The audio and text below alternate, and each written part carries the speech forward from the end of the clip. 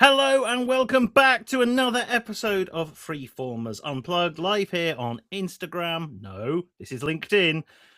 Where else do we stream? Twitch and YouTube, the three channels that are connected to this account. And as always, I am joined by Emily. Emily, how are you? Good. I'm feeling like it's the last day of work before I go on holiday. I go on holiday tomorrow morning, and you know what that's like when you're trying to work. You've got a million things you still need to do. So to be honest with you, I'm just all over the place. I've just inhaled my lunch so quickly. I actually physically inhaled a bit of lettuce, so I can still feel it. So yeah, that's how I'm feeling today. Expect some fantastic content and really, really concise sentences from me today. I did that with a bit of French stick the other day, and it feels horrendous. I think French stick is probably worse. Like Is you it? mean like baguette? Yes. Sorry. Yeah. Yes. Okay. Yeah. No, I think that's Um, worse. That's like dry and scratchy. not And the crust, just the inner bit. Anyway, this is too much information for a live stream talking about do you what know that has a what part special of a baguette name? did I nearly choke on? Do you know the inner bit has a special name in French because the French love their baguettes, and the inside bit of a baguette has a special name. It's called like a mie. And It's me? French, obviously. Mie. Yeah. I can't remember how you Me. spell it. It's got some L's with an E. Oh, Yeah, that's the rule okay. with French. That's the rule with French. You never pronounce half the letters. Definitely not the last one, and probably not the last three. Yeah, okay. Interesting. Baguette chat, early doors on Freeformers Unplugged. It's been a good week for me. I have did an AI kind of lunch and learn webinar with our friends over at Jarrell Training, which was very cool. And then I was also at a networking event last night talking about what you can learn from stand-up comedy to enhance your presentation skills in the workplace, which was a lovely venue at a company called Artlist, which is a big AI video company based in New York, Tel Aviv, and Norwich, which I find quite Um. bizarre. Okay. Yeah, yeah, I know, right? When I saw I was speaking at Artlist, I was like, okay, in Norwich, that doesn't seem right. And it's a lovely office. They got an incredible projector, so the visuals look lovely. There's some content there on LinkedIn if anyone wants to see what that looks like. But yeah, just talking about how we've both done it before, the presentation skills training where you leverage stand-up comedy principles. But anyway, we're not here to talk about that. We're here to talk about this week's title: Do companies need L&D? The captive market problem. Again, no prizes for guessing who came up with the provocative title. But well, in a word, Emily, do companies need L&D? Yes.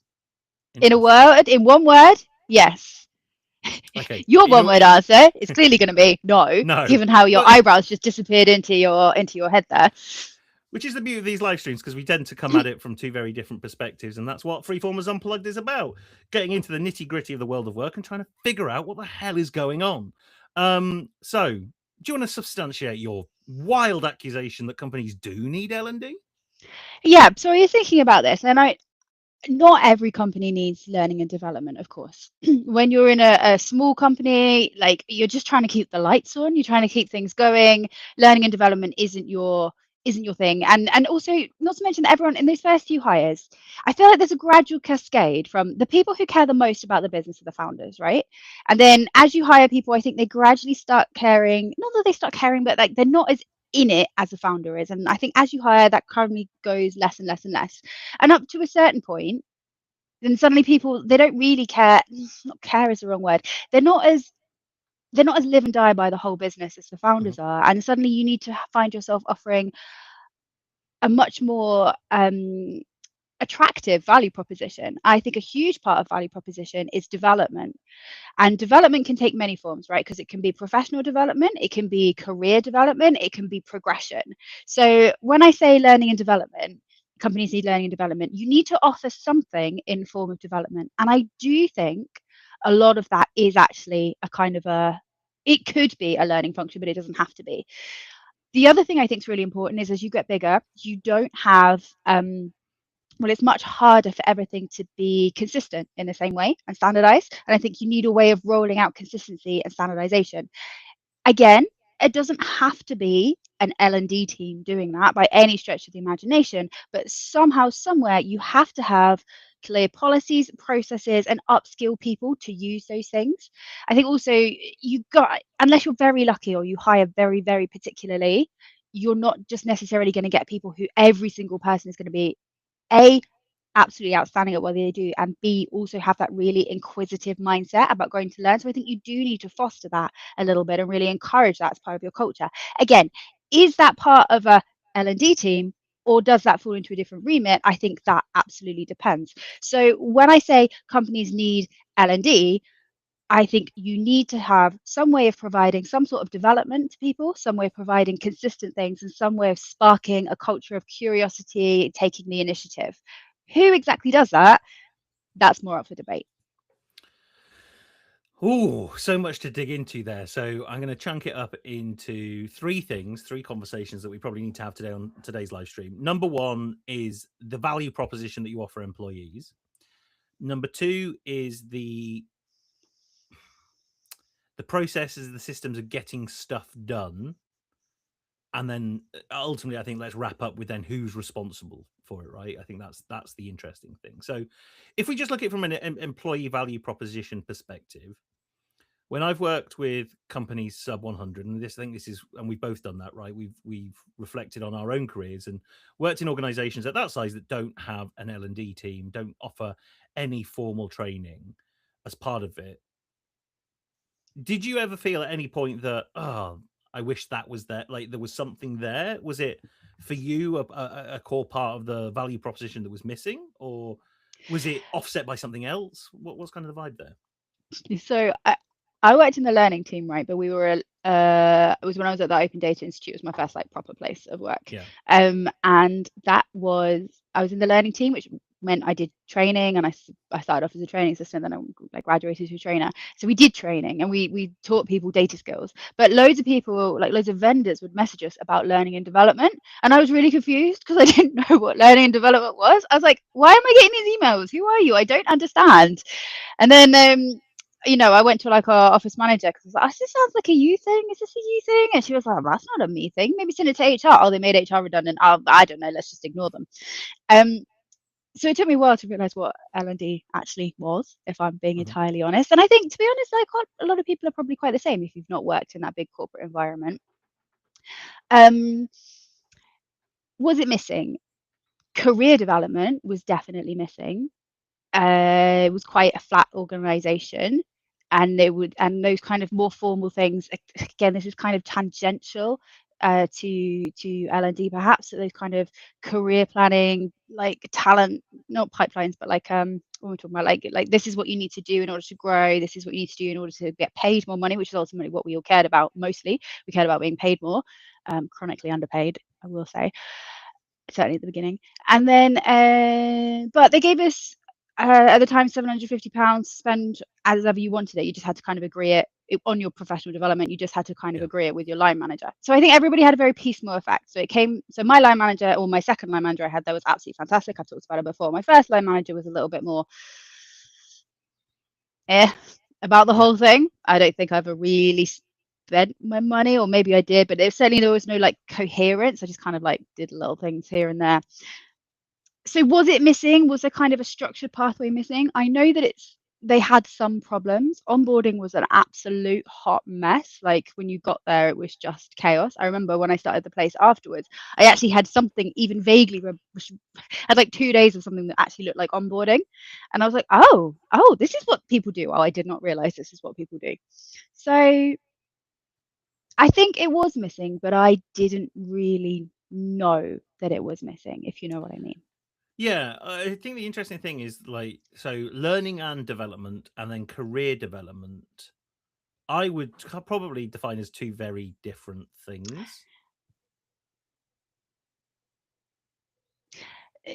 Yes and no.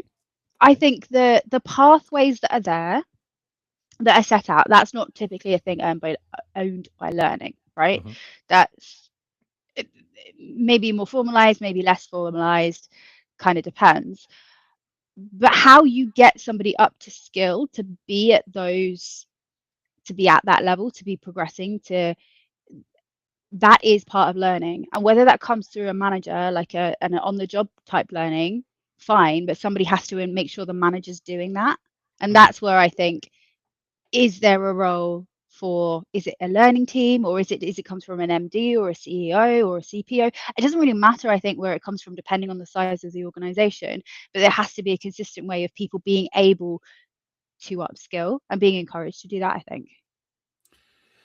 It's interesting because I think, in each of I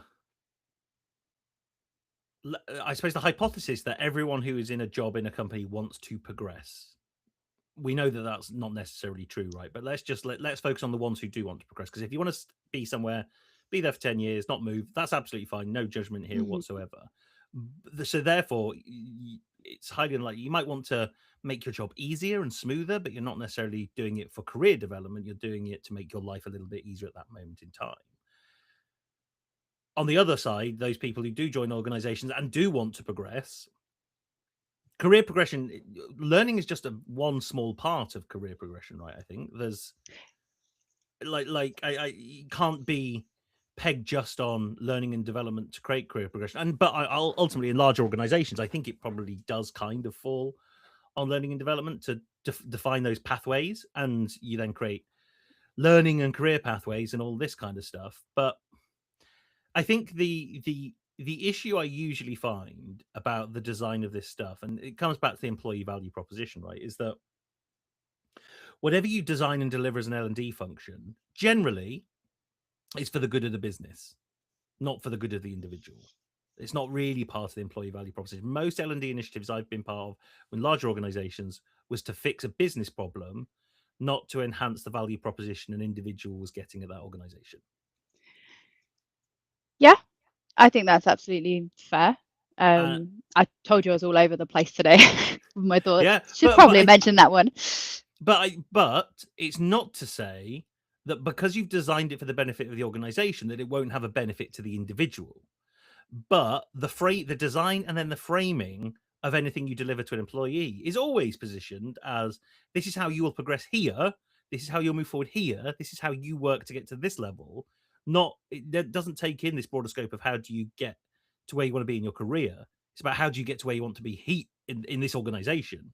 And if you ever think about leaving and stuff, well, then the system kind of rejects you. So either you need to design such bespoke career development opportunities for individuals, or you need to reposition what you're currently delivering for the user's benefit rather than the business benefit. And I think that's relatively straightforward to do, but I don't see many doing it. It's always like, we've got this amazing program, you can get better at doing X, Y, and Z, and it'll help this organization perform even better. Doesn't really get me going. Mm. A while ago, you said something. It made me have a question. I actually wrote it down so I didn't forget it. Do you think organizations have a responsibility to upskill people, given how fast everything is changing at the moment? I mean, I'm particularly talking about AI and the Mhm. fact that you talked about these people who don't want to move for 10 years and want to stay absolutely static. 10 years ago, I think probably that was okay. I wonder, in some industries anyway, whether those people are going to do themselves out, not do themselves out of a job. The world is going to do them out of a Yeah, yeah. job, right? And do companies have a responsibility to at least offer upskilling, and then it's up to the individual whether they take it or not? No, there's no. I don't think there's no obligation there. Is that right or wrong? That I could argue, but I don't think there's any obligation unless, like I say, as employment as a product, you're offering it as part of the product of being employed with us. You know, if you say at the beginning of that journey, on your employer brand and your website or whatever, that if you work here, and we did the employer brand live stream a couple of weeks ago, right? All of them said there's opportunities for development here. I was like, well, that was such a wishy-washy kind of pithy throwaway statement that it didn't really mean anything to anyone, because there would be so many different versions of interpreting that. So I suppose is, what expectation are you setting out at the beginning as part of that employer-employee relationship that you are then fulfilling?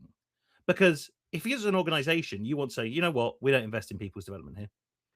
get in, do the work, do it to the best of your ability. You might get a bonus or whatever. You might get progression, but actually, we're not about developing people here. We have people for a couple of years, and well, and the thing I go to there is like Ryanair, right? People work at Ryanair to get their wings to move on to a bigger, better airline. That's kind of the career trajectory, right? And so I think it has to be an open and honest conversation about what does the organization need and what does the individual need out of that relationship. Um, and that role, because like you say, in some instances, if you're just sat there doing the job the same way you've done it in the past 5 years ago, then you will be made redundant. You kind of live and die by your own actions there. Is the company obligated to upskill you so you don't get made redundant? No, absolutely not. I think they should, but I don't think there's any obligation there, unless you've said at the beginning, we will give you so many development opportunities that we'll never make you redundant. That won't Well, happen. you can't say that. We could, you just wouldn't be able to enforce it, right? And so, yeah, it goes back to what does the individual want out of work? Do you want to turn up, do your work, go home, and pick up, be able to pick up the kids and drop the kids off and work around your life? If so, great, go at it. Do you want to do something incredible? I'm not saying that's not incredible, but do you want to do something which changes the world and develop yourself and all this kind of stuff? Then that they are two different work personas that require two very different approaches on how you position any learning and development offering. And I know we talk about personalization in L&D, and it's not really about personalization, I don't think. It's about customer success. That's what it's really about. Customer success, in turn, will have an element of service design, customization for customer success. Will have a version of a service design that speaks to you, right? And I think that's where you get down to it, is that most organizations of any size treat their employee experience as a one size fits all. And that's probably the issue. And if you take then the same approach to L&D, everyone here will need the same development opportunities. It's like, no, I don't subscribe to that at all. I subscribe to the fact that the people will either be motivated in one area of learning, or you might say, like, why are you ever delivering any of this stuff? That's the key. And also, why would your internal L&D team be the best people to design that stuff in the first place? I know we'll come to that a little bit later, but what's the best training you've ever been on? Or, the best learning intervention that you've ever had? I think mine. I mean, define best. The one that's had the most impact on your career. Let's talk about career development. Yeah, because I think I did some stand-up comedy training once, which was very entertaining and I really enjoyed it. It was very different. Did it have a massive impact on my actual change in my behavior? I don't think so. Maybe tangentially improve some of my confidence. Was that my training, or are you talking about something else? I'm talking about something else I did. Okay. Not your training. Something else I did. I was like, wow, right on the line. Actually, before I met you, believe it or not, I think only by a factor of like 3 months or so, not long before I met you. Yeah, they made us do like Pecha Kucha for and talking, and it was like to improve your confidence in talking in front of a group. So that was very good. But I honestly don't know the best training I've ever been on that's not ours. I like that caveat. I did do, I think probably most impactful, I did a workshop. It might only just be most impactful because somewhere up here on the bookshelf, yeah, there it is. I've still got this. This is from Effective Workshops Masterclass, right? And this is from at least 10 years ago.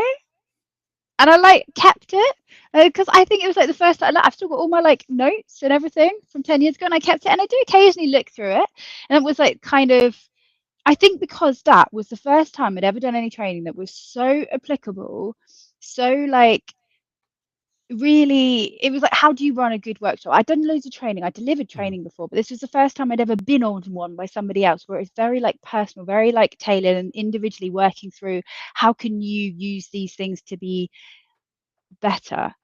I think that was probably the best one I've ever been on, probably. And did someone say you're going on this, or did you say I want Don't to go on remember. that? Or I that's don't good. remember, but I think it was probably you're going on this because I did do it with my whole team, Hmm. and some other people in the organization as well. So I don't know. But also, I was so starved with like training opportunities then. Like I didn't do any training Yeah, yeah. opportunities, so maybe that's also why it's the first one that was even halfway good. That wasn't stuff that we were already doing. And if I'm brutally honest, how good was our training at the ODI? I don't know. It would be better if I did it today. Let's say that. Well, and I think that's the thing. So if I reflect on mine, it's no surprise that the stand up comedy course I did was Mm, that one, because it wasn't because the trainer was particularly incredible, or the facilitator, or whatever you want to call them, the person who hosted it. It was because it put me in the situations to do the thing every week. Every week I had to get up and do something in front mm, of people.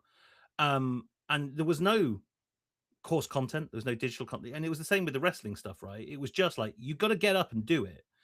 And I think some of the biggest learnings, I don't want to speak on your behalf, but particularly for me, the biggest learnings and career development I've had in the past 2 years have been on the projects I've been doing that have really stretched me to think and act differently.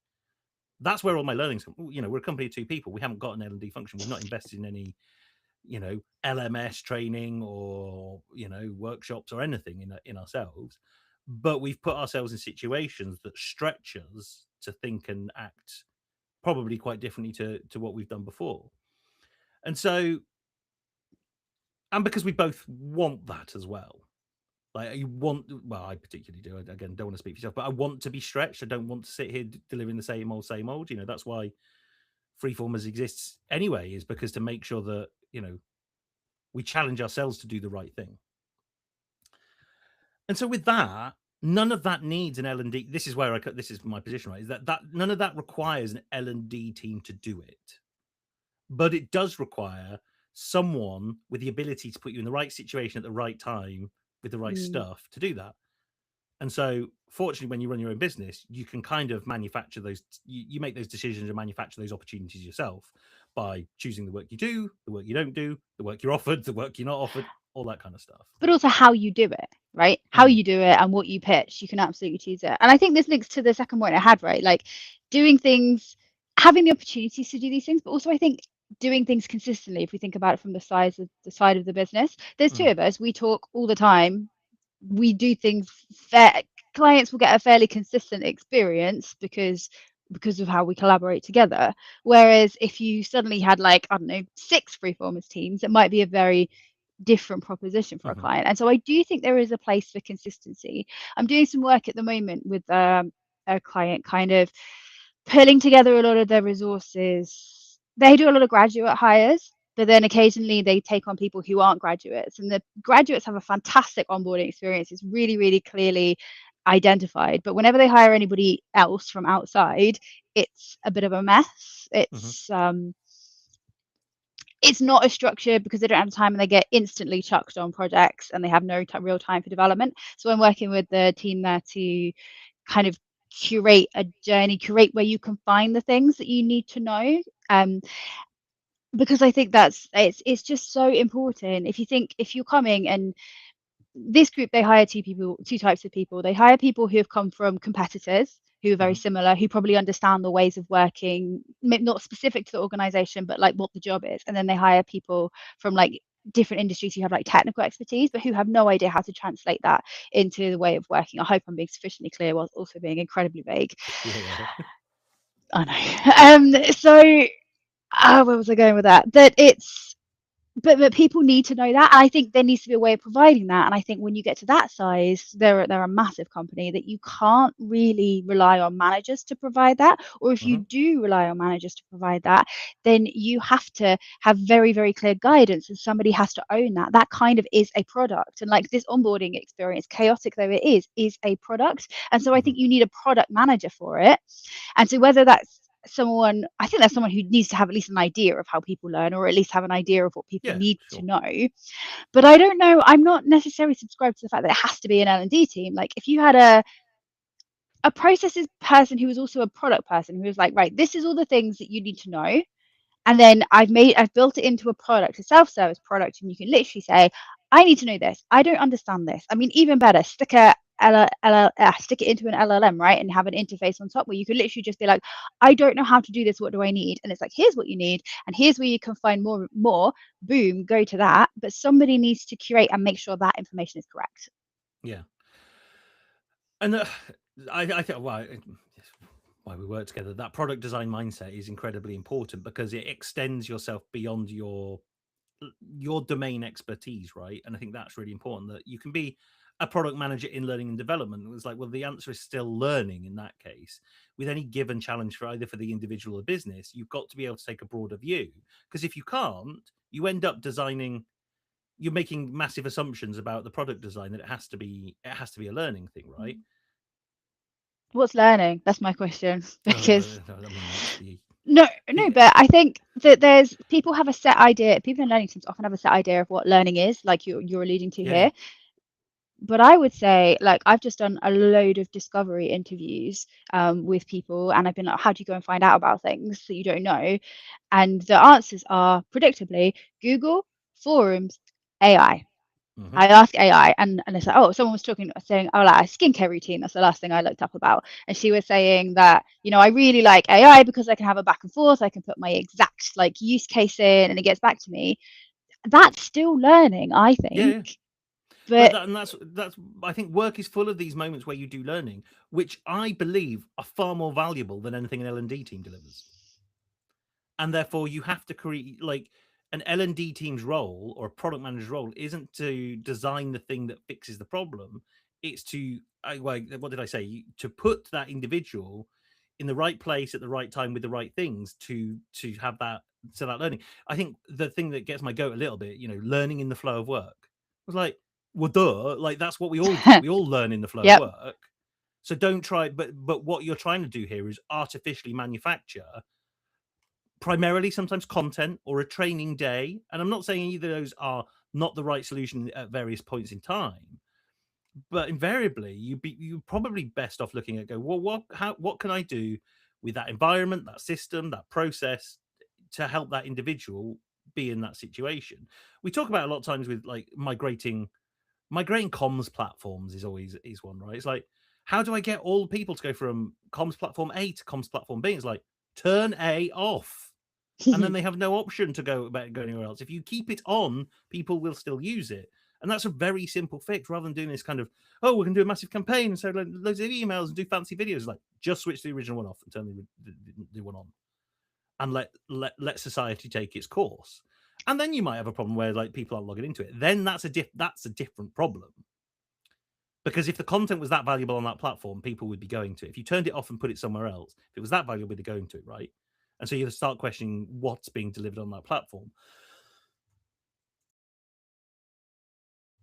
So, and that's where that's product management. That's doing user journey mapping and product design is very core. Like, if you know how the user is moving through a system or process or a project or a piece of work, if you know that, then you can design those moments. If you don't know that, you're just going, oh, all our people are rubbish at doing presentation skills, so let's do a presentation skills workshop. Okay, why? Like I said, the best presentation skills training I've had is when I've had to get up and do some presentation skills training. Now, I'd argue that stand-up comedy, I was motivated because I'd wanted to do some stand-up comedy for a while, but I then got myself in situations work-wise where I was standing up and talking in front of people, which is a tangential skill.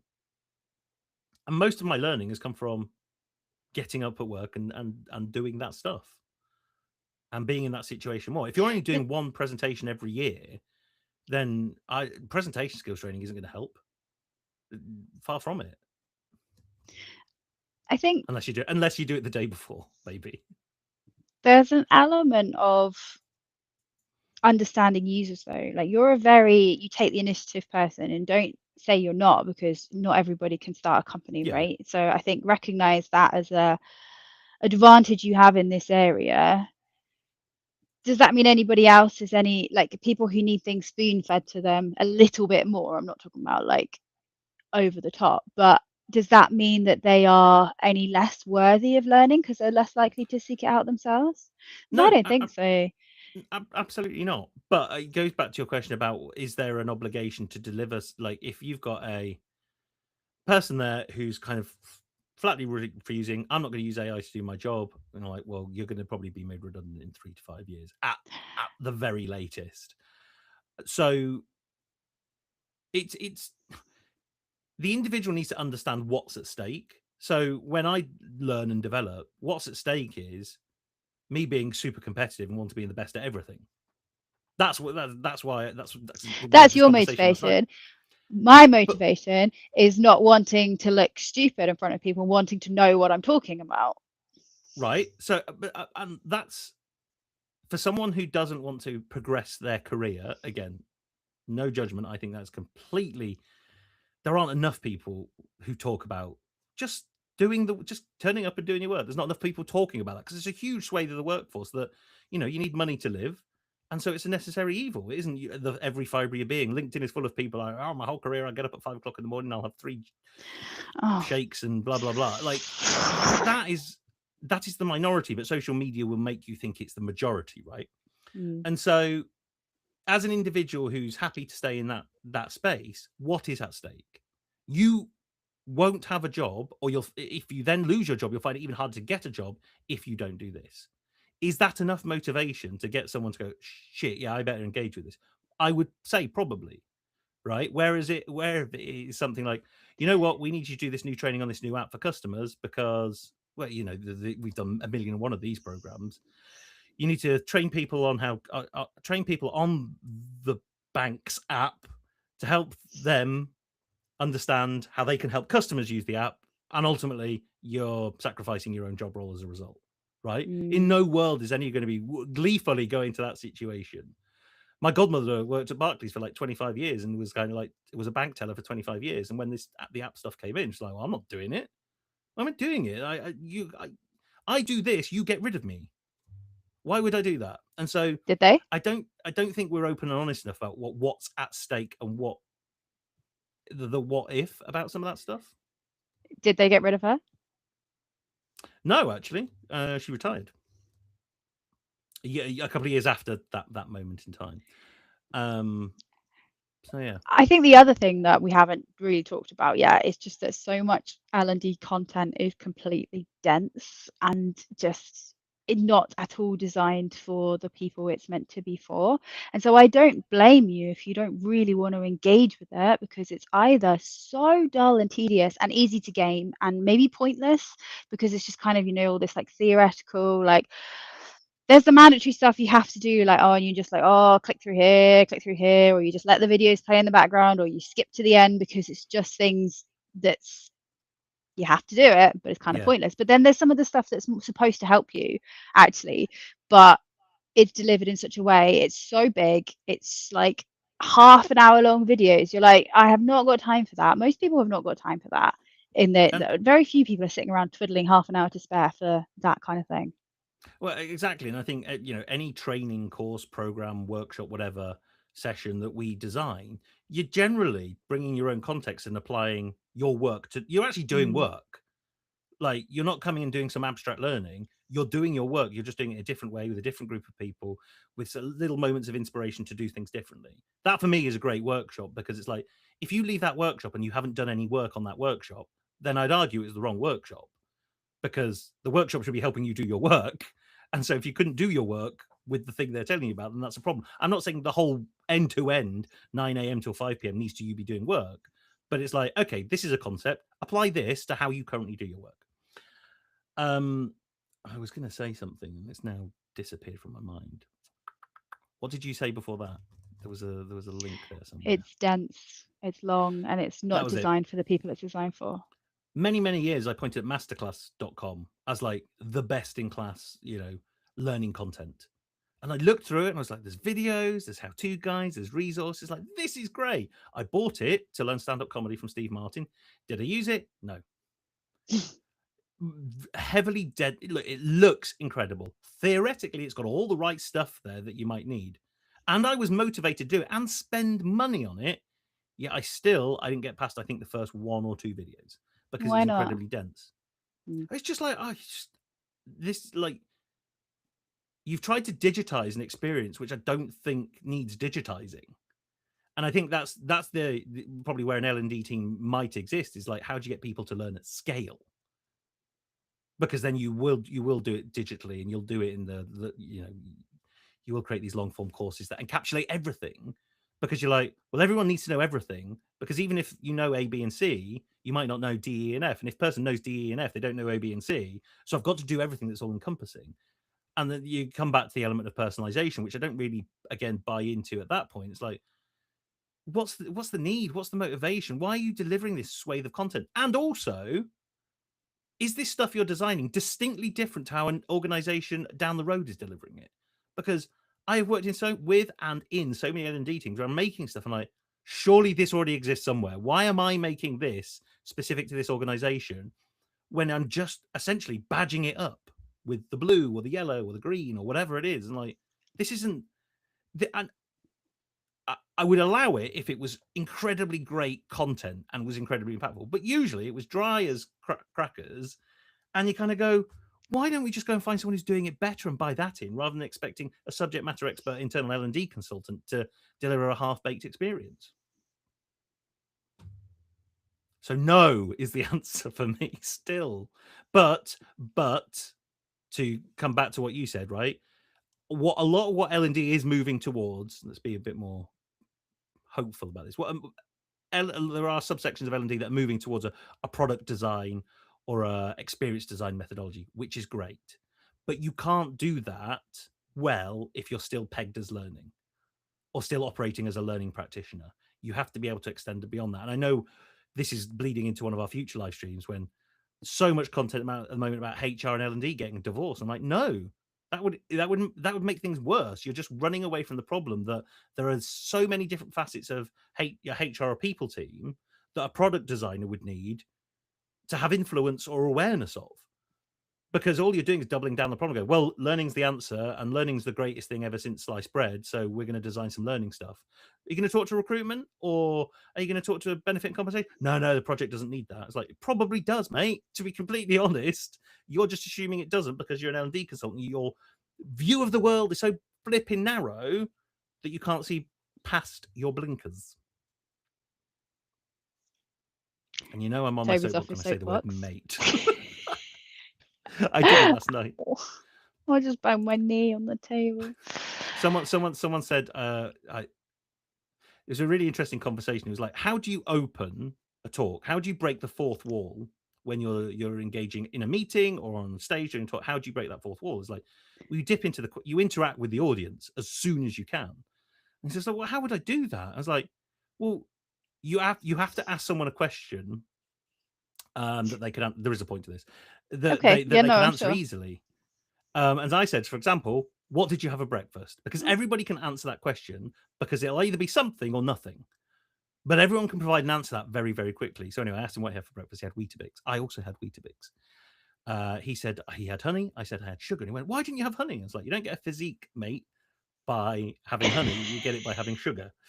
And that's the last time I used the word mate at the networking event. Anyway, enough on my Weetabix. Where are we going? Where do we go next from here? As if we are in L&D, what should we do differently?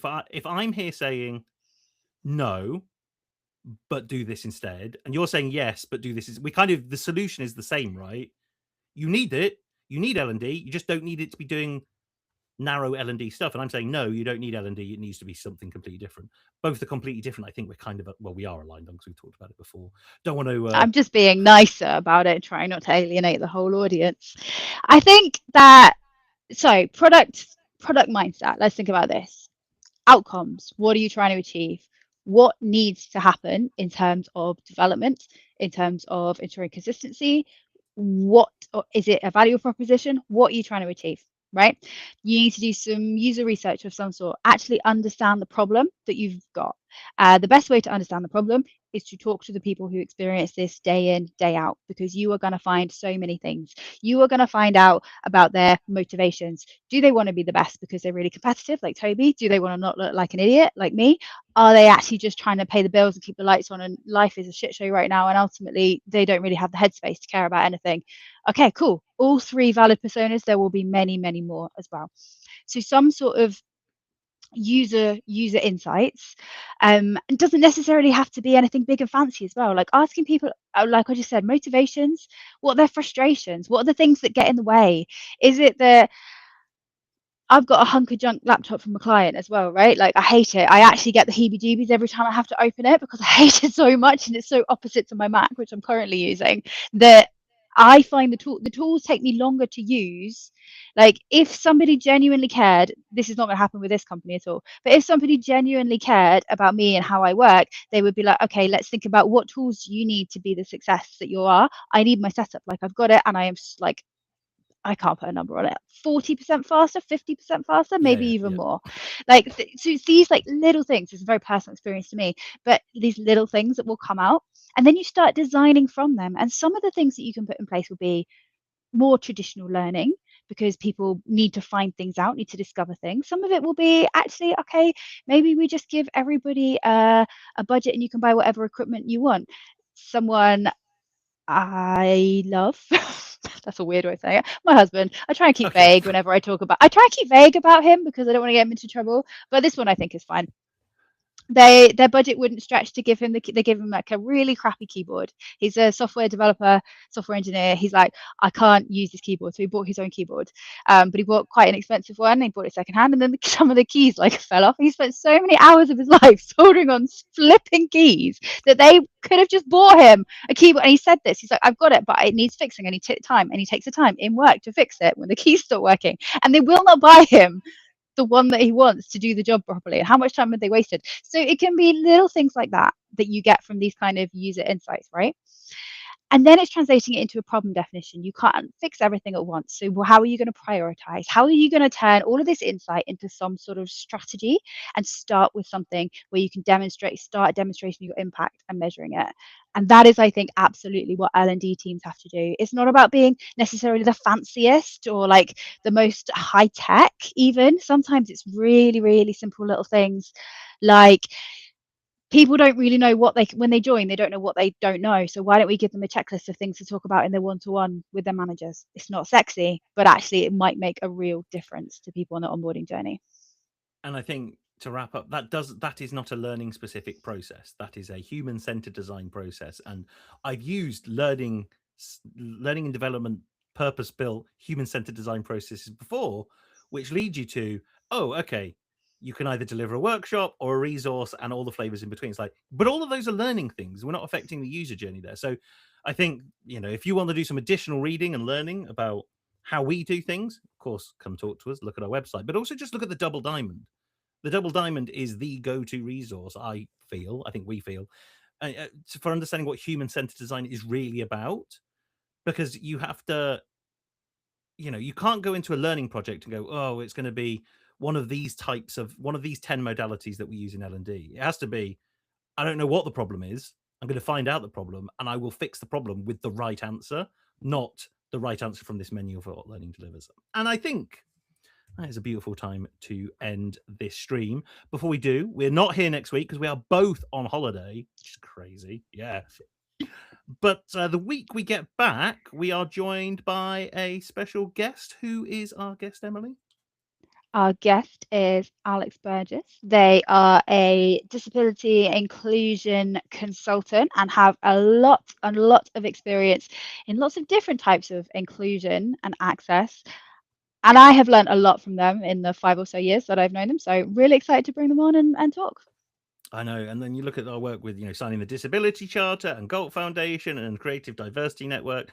I think, Alex brings loads of just subject matter expertise in this area. So I'm really looking forward to it. I've never really caught up with them, just shooting the breeze like we do on Freeformers Unplugged. So with that, we wish everyone a happy Easter and we will see you in 2 weeks' time.